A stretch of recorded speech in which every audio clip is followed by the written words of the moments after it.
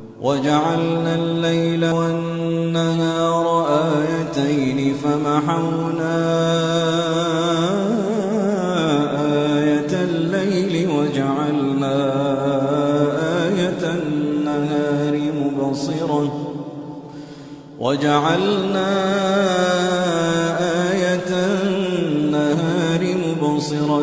لتبتغوا فضلا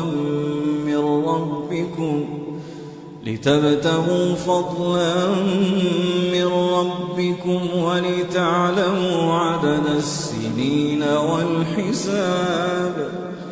وكل شيء فصلناه تفصيلا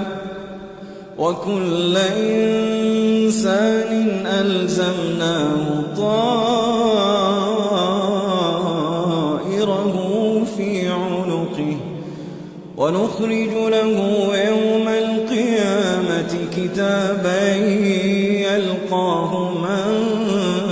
منشورا اقرأ كتابك كفى بنفسك اليوم عليك حسيبا من اهتدى فإنما يهتدي لنفسه ومن ضل فإنما يضل عليها